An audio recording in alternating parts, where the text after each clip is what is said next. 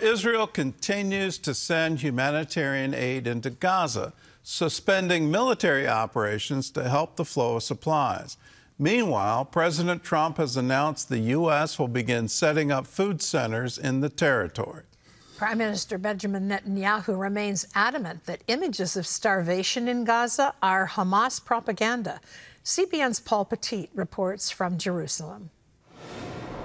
Explosions Monday night, humanitarian aid drops by morning, opposing scenes in Israel's war in Gaza.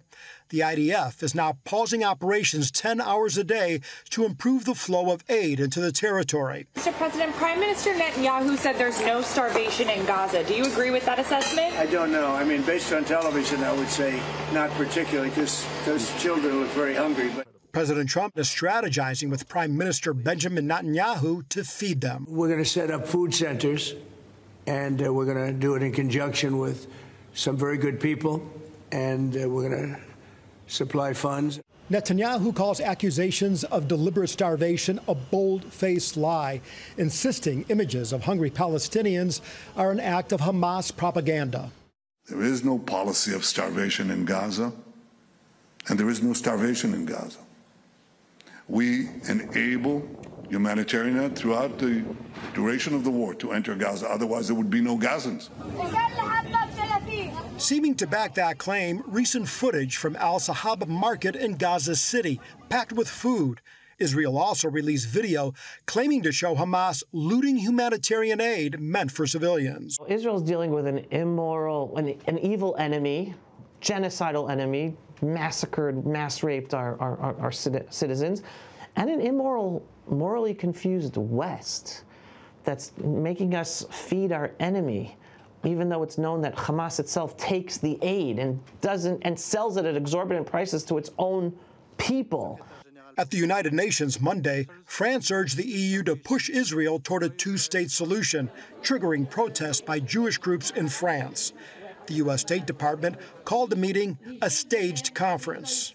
Now come reports that in coming days, the UK plans to announce a peace plan that includes a Palestinian state. We understand the goal, which is to try to help peace, but we consider that it is counterproductive because at the end, this decision, this recognition of a Palestinian state will be considered by the Hamas as its own victory. We are coming up with various plans. We're going to say it's a very difficult situation.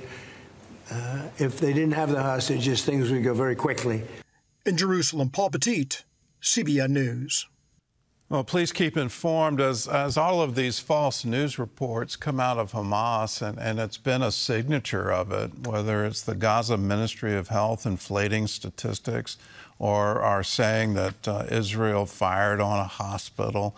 And the truth turned out to be, well, that was a Hamas rocket that went wrong. It didn't hit the hospital, it hit the parking lot. No casualties were involved.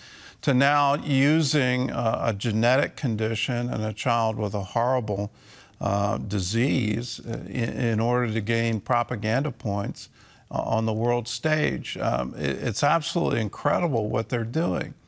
But understand, if you're a Muslim, it's perfectly okay to lie to infidels. That's part of their religious belief, that if you deceive an infidel, then that's okay to do.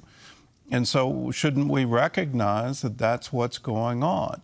Here's the truth. The truth is Hamas has hostages. And ask yourself this question. If they were your family, hid in some horrible tunnel for an incredible amount of time, what would you do? Well, you would do anything to get them home. And Hamas steadfastly refuses to release them. Steadfastly, in the face of obvious defeat, does not surrender. And they want some kind of future where they're going to stay in charge of Gaza.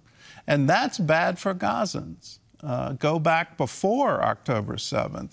And the Stanford survey of the people living in Gaza, it's this newspeak that humanitarian organizations use. They call it food insecurity. I call it hunger. The people of Gaza were suffering from hunger prior to October 7th. under Hamas rule, no IDF involved at all.